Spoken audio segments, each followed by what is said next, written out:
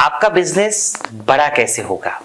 आपका बिजनेस कुछ भी हो, चाहे आप किराना दुकान चलाते हो या आप किसी भी तरीके का दूसरे तरीके का स्टोर्स आप चला रहे हैं, या कि फिर आप फैक्ट्री है, या आप ट्रेडिंग करते हो, या आप किसी चीज़ का और मैन्युफैक्चरिंग करते हैं, कोई भी XYZ, कुछ भी आपका बिजनेस हो, किसी भी तरीके का, चाहे इलेक्ट्रॉनिक्स का हो या मोबाइल गैजेट्स का हो या ई-कॉमर्स हो या कुछ भी हो, किसी भी तरीके का कोई भी बिजनेस हो जो आप कर रहे हैं, चाहे आप सब्जी का बिजनेस कर रहे हो, सब्जी का व्यापार कर रहे हो, या कि फिर राइस मिल का व्यापार कर रहे हो, कुछ भी बिजनेस हो सकता है। बिजनेस मतलब बिजनेस। अपने बिजनेस को अगर बड़ा करना चाहते हो तो किन बातों का ध्यान रखो, क्या क्या सावधानी आप रखें जिससे आपका बिजनेस बड़ा होगा।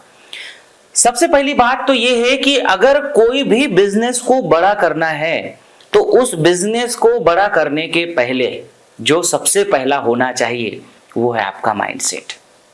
कोई भी बिजनेस जो बड़ा होता है वो सबसे पहले आपके माइंड में बड़ा होगा।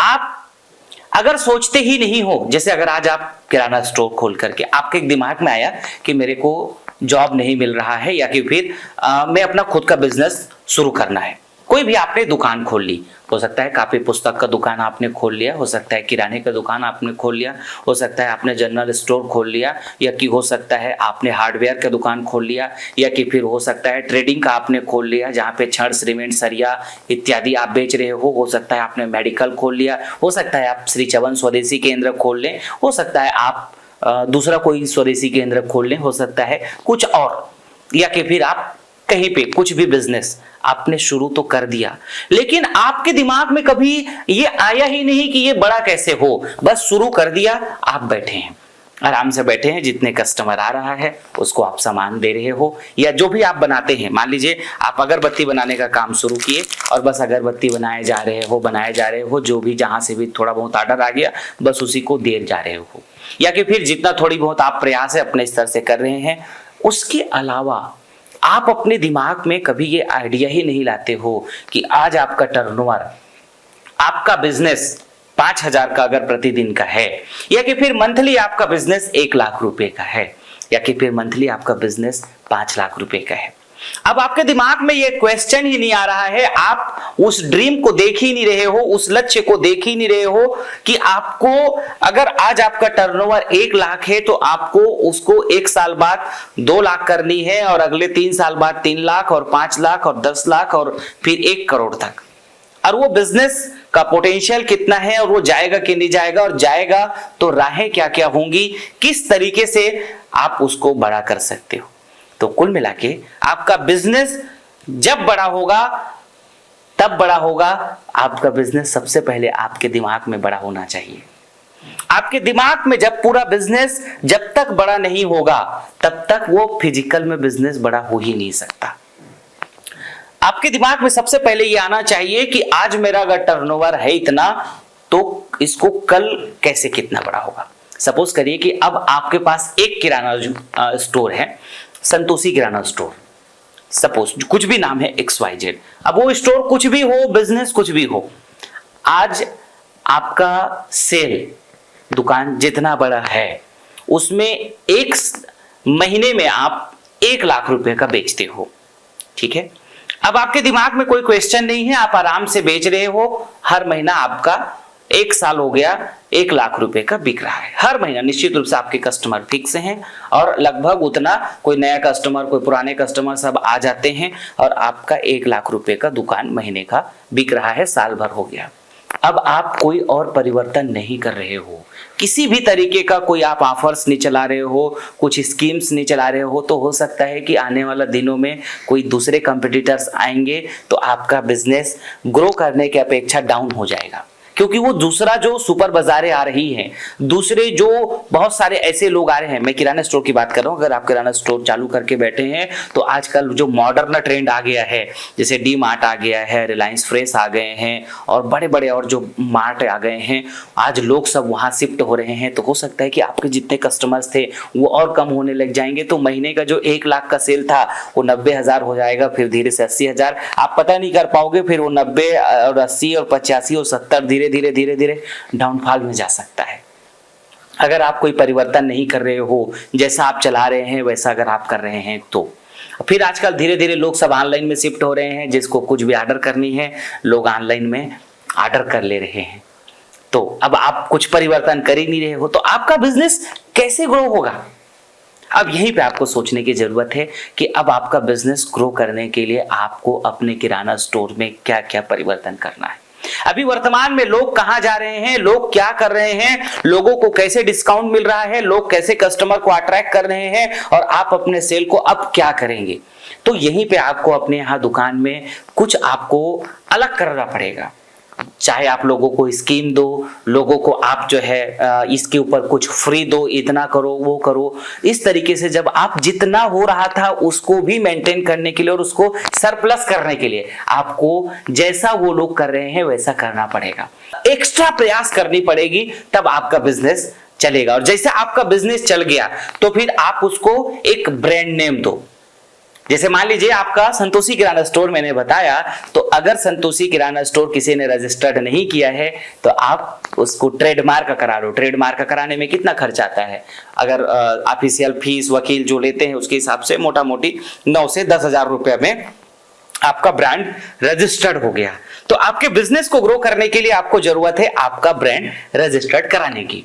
अब अगर मान लीजिए आप फ्रेंचाइजी बिजनेस में है तब तो फिर आपको ब्रांड नेम के रजिस्ट्रेशन की कराने की जरूरत नहीं है। बस आपको जो कंपनी सपोर्ट कर रही होगी या वहां पे जो सेल का टेक्निक्स सिखाए जा रहे हैं उन सबको सीखो। आपके पास एक स्टोर है तो उसी का दूसरा स्टोर खोल लो, तीसरा स्टोर खोल लीजिए, चौथा स्टोर खोल लीजिए, पांचवा स्टोर खोल लीजिए। 5 स्टोर से आपके पास मुनाफा आएगा।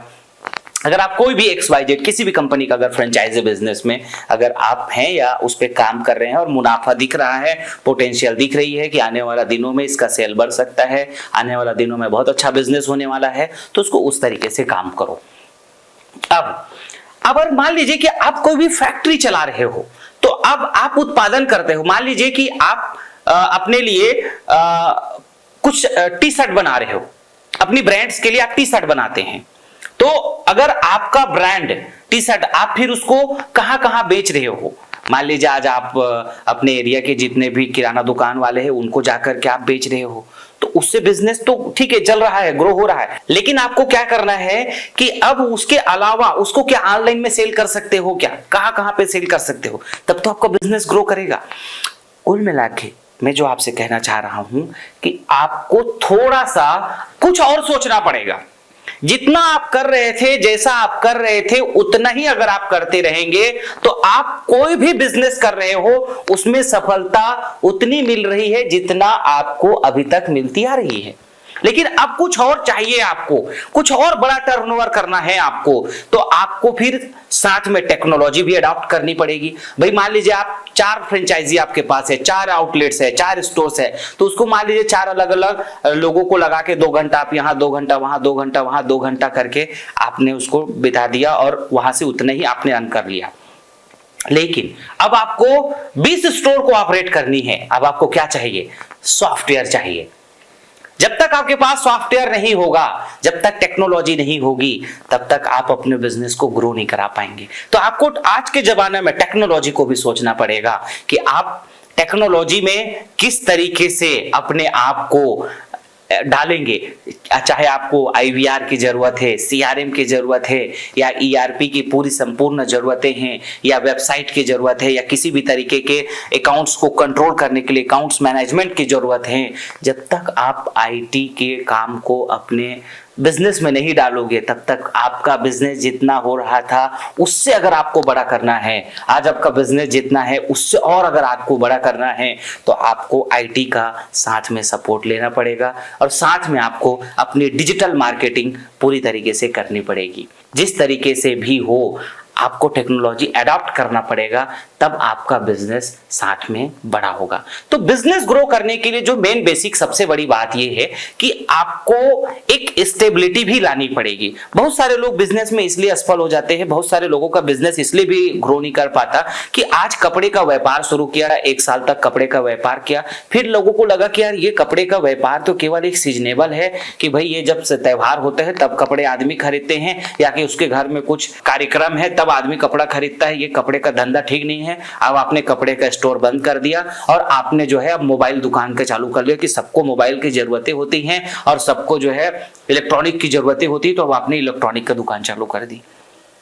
फिर थोड़ा दिन बाद देखा कि अरे सब लोग तो मोबाइल जो है ऑनलाइन मंगाने लग गए, फिर आपने उसको बंद कर दिया।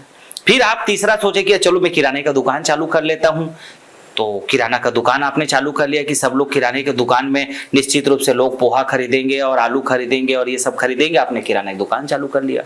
आप बार बार बिजनेस को बदल रहे हैं, तो ऐसा व्यक्ति कभी भी इसका बिजनेस कभी भी, ऐसे लोगों का बिजनेस कभी भी ग्रो नहीं करता। आप अपनी पहली बात तो जो बिजनेस को करने जा रहे हो उस बिजनेस के लिए आप कितना तैयार हो, और उस बिजनेस को जब आप करो तो पूरी मन लगा के करो और पूरी दिमाग लगा के करो और पूरी श्रद्धा, पूरी समर्पण और पूरी फोकस्ड होकर के करिए।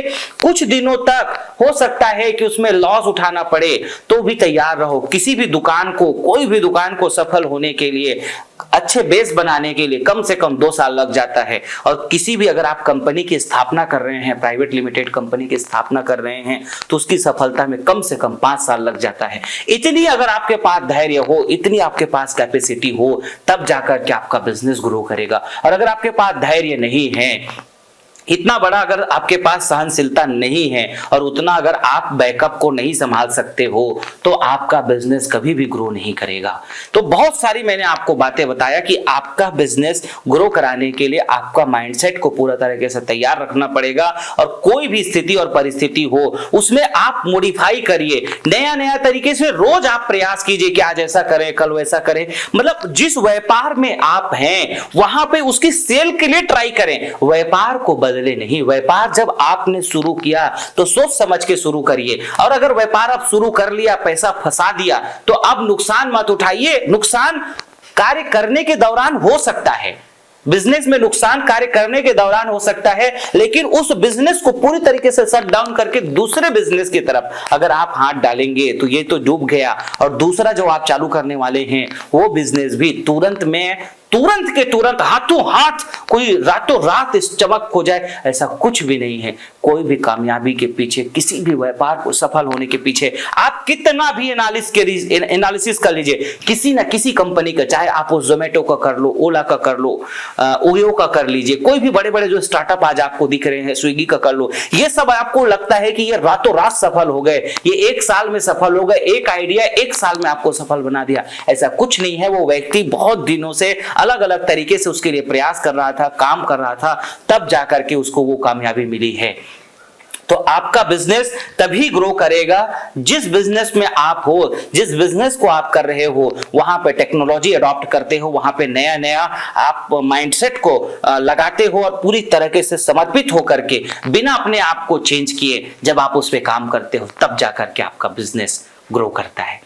और आपका बिजनेस फिर इतना ग्रो कर जाता है कि आप अपने जीवन के कामयाबी के सारी बुलंदियों को छू जाते हो। उसके लिए जो जरूरत है वो सबसे बड़ा धैर्य होनी चाहिए, और जिस व्यक्ति के पास धैर्य नहीं है और जिस व्यक्ति लगातार अपने आप को अपडेट कर रहा है, जो व्यक्ति लगातार अपने आप को परिवर्तित कर रहा है, उसका बिजनेस कभी भी फेल नहीं होता है। तो आपके अपने बिजनेस को ग्रो कराने के लिए, अपने बिजनेस को सफल होने के लिए इन सब बातों का बहुत जरूरी रूप से ध्यान रखें। बहुत बहुत धन्यवाद।